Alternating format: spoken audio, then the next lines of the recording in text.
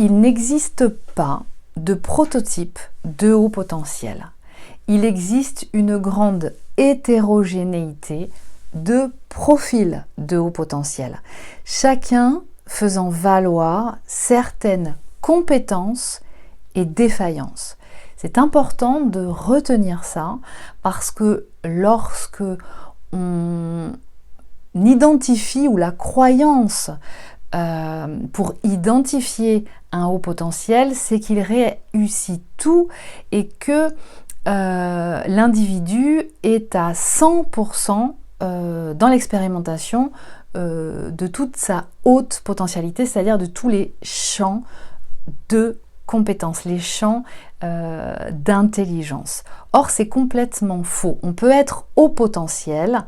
et ne pas avoir investi la totalité des différents territoires d'intelligence, de ce fameux bouquet d'intelligence dont on est détenteur et qui est complètement différent d'un individu à l'autre. Alors dans cette vidéo, on va aborder les différents profils, surtout chez les enfants, qui vont permettre d'identifier un petit peu sous quelle forme ils peuvent se présenter, sous quel costume et sous quel personnage ils peuvent se cacher. Alors, je déterminerai, on identifiera plutôt des profils, des modes de fonctionnement d'enfants dans un milieu scolaire, à l'école, parce que si vous avez un enfant que vous estimez ou que vous pensez être à haut potentiel, ça va vous aider, mais si vous êtes un adulte à haut potentiel, où vous imaginez que vous en avez les caractéristiques, eh bien imaginez comment vous étiez lorsque vous étiez enfant à l'école va vous aider grandement à pouvoir identifier le profil qui est le vôtre. Alors, premier profil d'enfant, c'est l'enfant qui réussit bien à l'école. Alors celui-là, il est peut-être assez facile à détecter, hormis si ses parents sont exigeants et attendent un niveau de bons résultats partout et qui considèrent que c'est juste le travail qui amène à ce niveau de compétence, en tout cas de résultats. Il est important de détecter lorsqu'un enfant qui réussit bien à l'école le fait non pas uniquement par son travail, mais par ses compétences à intégrer l'information très rapidement lorsqu'on lui transmet. Que ce soit vous en tant que parent qui lui enseignez un certain nombre de choses, que ce soit lorsqu'il a un centre d'intérêt et qu'aujourd'hui il peut aller sur Internet, sur YouTube, pour aller glaner des informations très rapidement à droite et à gauche, ou qu'il vous demande d'acheter des livres ou des ouvrages spécifiques dans un domaine spécifique, ou bien à l'école, à intégrer et à accueillir en fait tous les enseignements de ses maîtres et professeurs, un haut potentiel va avoir cette capacité, pour certains, d'apprendre, d'intégrer l'information et de la retransmettre très rapidement et très facilement. Alors, ça ne veut pas dire qu'il ne va pas avoir un peu à travailler pour ça. Je noterai quand même quelque chose de très important qui fera office, qui générera une autre vidéo à ce sujet, mais que bien souvent les hauts potentiels ont du mal à travailler, c'est-à-dire à fournir un effort pour pouvoir performer dans un domaine, pour pouvoir accéder à une évolution et donc à des résultats plus performants. Certains, dont les enfants qui réussissent à l'école, ont quand même mieux intégré cette notion de travail, de fournir un effort par l'expérimentation de quelque chose qu'on ne maîtrise pas encore, pour pouvoir avoir ensuite des bons résultats. Mais généralement, dans cette catégorie d'enfants qui réussit bien à l'école, c'est pas forcément comme ça que ça fonctionne. Observez bien ou rappelez-vous, souvent, en fait, l'enfant qui réussit bien à l'école, il va pas avoir beaucoup d'efforts à fournir pour avoir et obtenir de bons résultats. Ça, c'est une caractéristique qui lui est propre. Donc vous pouvez observer, ça va être une capacité d'intégrer l'information très rapidement en écoutant, avoir une bonne mémoire auditive et donc en intégrant vraiment toutes les informations durant le temps d'enseignement, comme ça peut être des individus, des enfants qui retiennent, qui ont une mémoire visuelle très prononcée et qui en relisant une fois ou deux un texte ou des cours vont intégrer l'information très rapidement.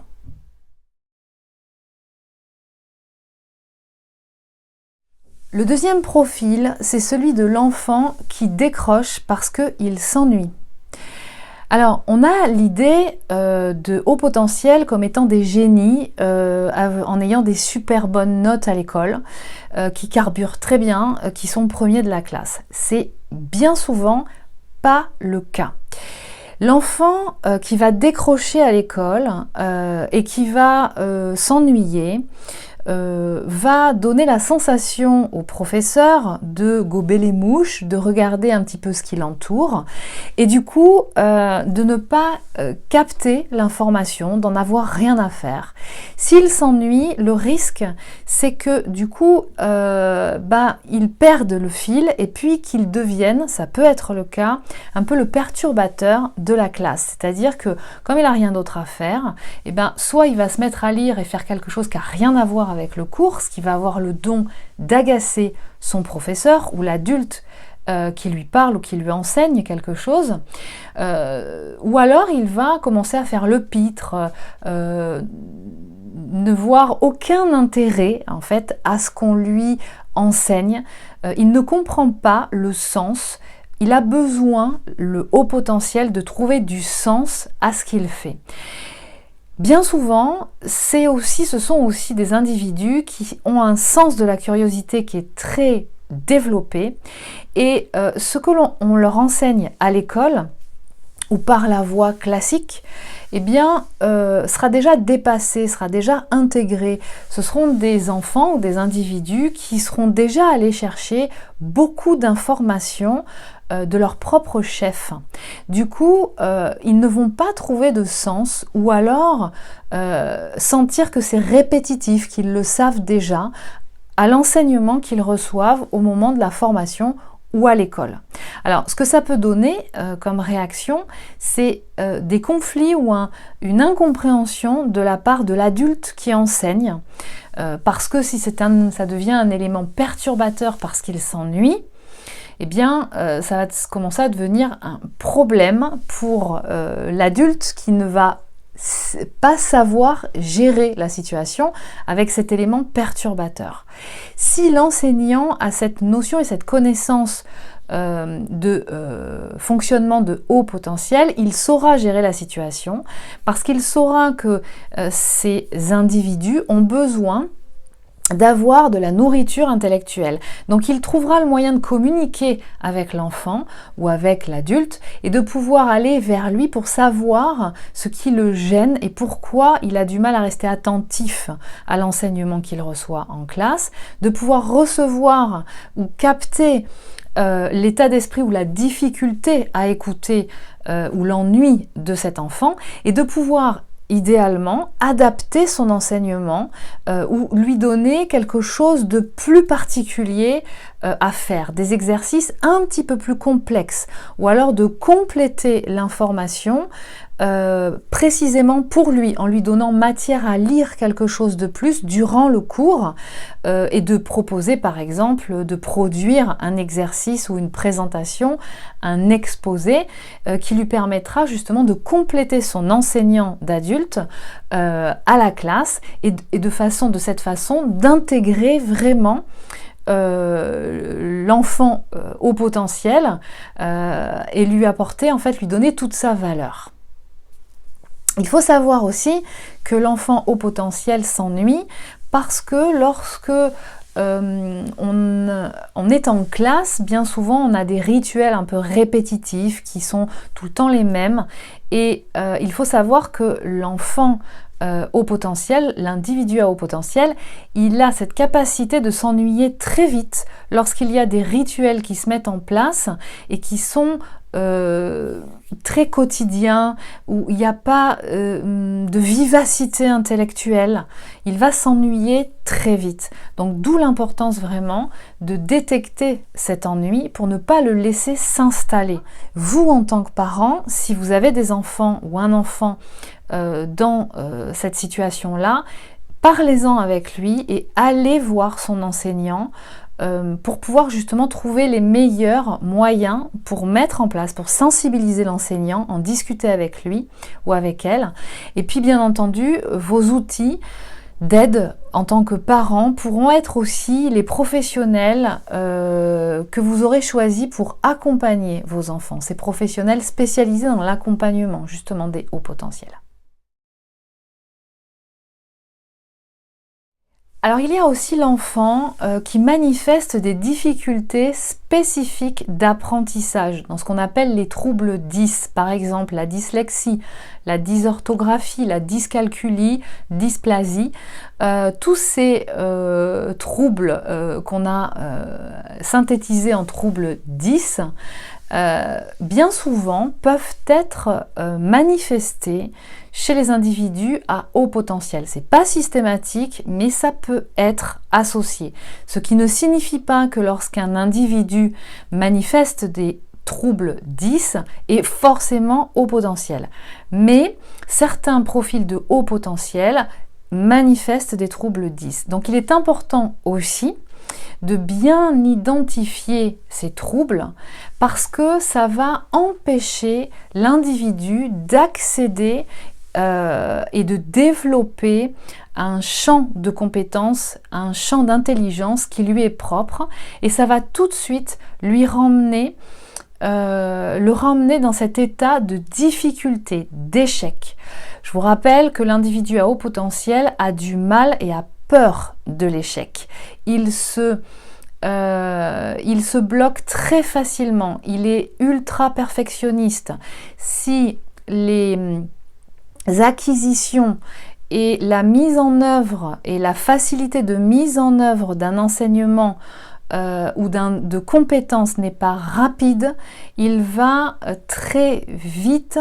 s'essouffler et laisser tomber, jugeant qu'il n'est pas à la hauteur. Il n'a pas un ego surdimensionné. Il est bien souvent nécessaire de les accompagner, de les coacher, de les remotiver, de les relier à leurs valeurs, à leurs compétences et de leur donner vraiment le sens, l'importance du travail, de l'effort fourni lorsqu'on ne sait pas encore, on ne maîtrise pas un exercice, un protocole, un processus ou une information, qu'il est important de la pratiquer pour l'intégrer. Donc, distinguer, identifier des troubles 10 chez votre enfant ou l'individu à haut potentiel, c'est fondamental parce que ça peut bloquer sa valorisation de lui-même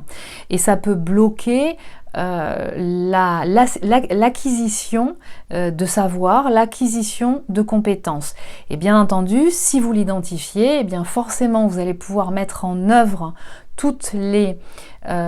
outils avec un accompagnement professionnel adapté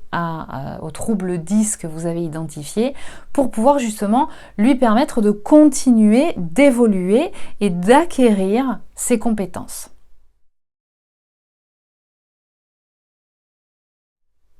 Ensuite, le quatrième profil, c'est un enfant ou un individu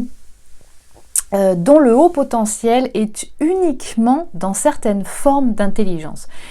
Vous vous souvenez dans la vidéo sur les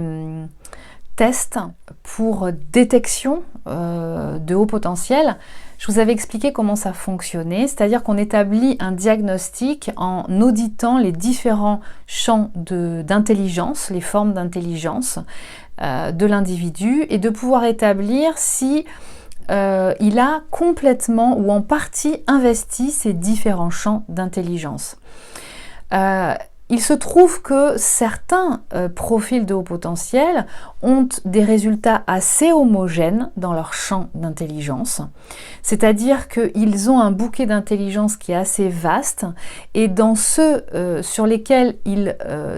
est détecté une haute potentialité, c'est-à-dire qu'ils sont au-dessus de la moyenne, eh bien ils ont explorer, on va dire, quasiment 100% de leurs compétences, ou en tout cas ils en sont proches. Et puis il y a ceux qui sont très développés, très investis, qui ont investi 1, 2, voire 3 champs d'intelligence, formes d'intelligence, et qui sont très brillants dans ces formes d'intelligence, mais qui ont complètement désinvestis, ou tout simplement qui ne sont pas assez performants dans d'autres formes d'intelligence. Alors, soit parce qu'elle est défaillante en lui, soit parce qu'elle n'a pas été assez développée, elle n'a pas été travaillée, et ça peut, l'origine de cette défaillance peut être tout simplement que c'est comme ça. Et d'ailleurs, vous pouvez observer les troubles autistiques, dont notamment le trouble d'Asperger, où l'individu peut être extrêmement brillant sur 1, 2, voire 3 formes d'intelligence, beaucoup plus que la moyenne, et être complètement défaillant sur les autres, que ça ne puisse pas être possible de développer ces autres formes d'intelligence, mais que pour autant, ça en fait un individu qui a son rôle à jouer, à apporter dans la société, et même fortement reconnu dans son domaine d'expertise. Donc j'insiste sur ce sujet parce que ça veut dire qu'un individu qui ne va pas être homogène dans toutes les formes d'intelligence, mais uniquement investi des champs sur certains domaines de compétences, pour autant est aussi un haut potentiel qu'il est important d'accompagner dans son développement pour qu'il aille vraiment jusqu'au bout de l'exploitation de ces champs d'intelligence. C'est important parce que c'est ainsi qu'il trouvera du sens et de la légitimité à ce qu'il est. Ça va l'aider aussi à trouver sa voie professionnelle, à pouvoir sentir qu'il apporte quelque chose, qu'il est utile et qu'il peut s'intégrer complètement au sein d'une entreprise ou dans la création de sa propre activité, et qu'il a son rôle à jouer. Et pour les hauts potentiels qui ont surinvesti certaines formes d'intelligence, mais qui ressentent une défaillance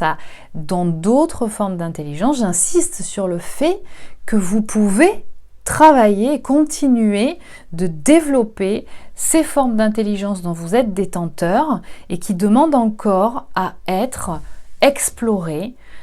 pour pouvoir justement en être dans la maîtrise.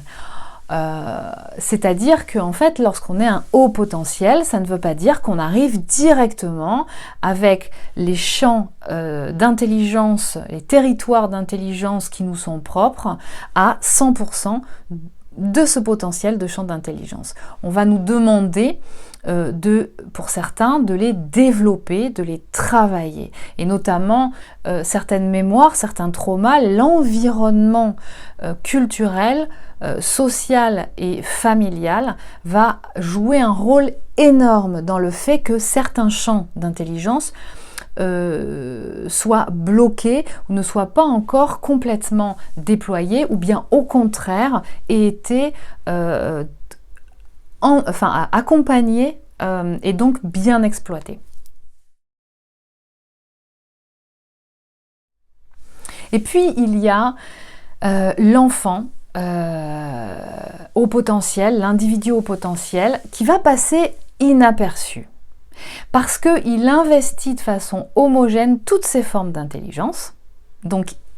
pour le coup, là, ça se passe bien, il paraît être dans la moyenne, il s'adapte, il a une capacité d'adaptation du coup qui est assez performante et il peut passer un peu inaperçu. Ou alors tout simplement il passe inaperçu parce qu'il est accompagné dans son développement justement de ces formes d'intelligence. Alors encore une fois, soit par ses parents, soit par un professionnel qui va vraiment l'accompagner, le coacher, et ça peut être les deux, les parents et un professionnel, qui va le coacher pour apprendre à développer les outils qui lui manquent pour débloquer ces dysfonctionnements d'apprentissage et pour pouvoir continuer d'aller explorer et déployer